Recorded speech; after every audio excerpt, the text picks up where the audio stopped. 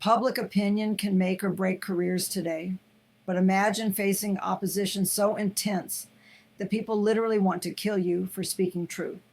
That's exactly what we're diving into with this fascinating historical account that feels incredibly relevant to our modern cancel culture. You know what's striking about this story? The way it shows how public sentiment can swing wildly, just like we see on social media today. Well, let's start with this incredible scene. Jesus arrives at this major festival in Jerusalem, and his own brothers are basically trying to be his PR team. They're like, you need to go viral in Jerusalem if you want to make it big. Hmm, that must have been so frustrating. Here's the Son of God being given marketing advice by his family members who don't even believe in his mission. Right. And what's fascinating is his response. He essentially says, my timing isn't based on trending topics. You know how hard it is to resist that kind of pressure today when everyone's watching your every move. That's exactly what makes this so relevant. Studies show that about 78% of people admit to making decisions based on fear of social judgment rather than their actual beliefs. And here's where it gets really interesting. When Jesus finally arrives in Jerusalem, the city is absolutely buzzing. Some people are whispering in corners, others are openly debating, and the religious leaders, well, they're plotting his arrest.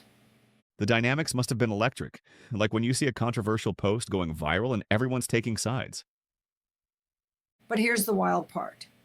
They send these temple guards to arrest him, and they come back empty-handed. When asked why, they just say, no one ever spoke the way this man does. Can you imagine security forces being so moved by someone's words that they refuse to make an arrest? So, what happened to these guards afterward? Did they face consequences for not following orders? Well, the text suggests they faced intense questioning from their superiors. But what's really powerful is this moment when Nicodemus, a respected religious leader, stands up in front of his peers and says, shouldn't we at least give him a fair hearing? It's like watching someone challenge mob mentality in real time. That kind of courage is rare. Recent studies show only about 23% of people are willing to speak up against group consensus, even when they know it's wrong. And you know what's really powerful about this whole story? Jesus uses this incredibly symbolic moment during the water ceremony to make this profound statement about rivers of living water flowing from within believers. The timing of that declaration was so intentional, making it during a festival where water played such a crucial symbolic role. Exactly. And here's what I find most relevant for today. Jesus shows us that dealing with opposition isn't about winning arguments or managing your image. He never got caught up in trying to please everyone or defend himself against every accusation. That's such an important point when we're all trying to manage our personal brands and social media presence. You know, the most encouraging part of this account is how it shows that standing for truth, while costly, creates these amazing ripple effects. Like, look at how the guards were impacted, how Nicodemus was transformed, how even the hostile crowd couldn't help but be amazed.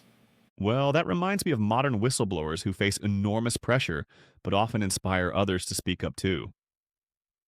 And here's our key takeaway. Truth isn't determined by popular vote or social media likes. The majority in Jerusalem that day completely missed who Jesus was, despite all the evidence. Sometimes being in the minority doesn't mean being wrong. That's particularly relevant today when truth often seems to be whatever gets the most retweets or shares. So as we wrap up, let's remember this timeless lesson. The courage to stand for truth, even when it's unpopular, can create ripples that impact generations, just like we're still talking about and learning from these events today.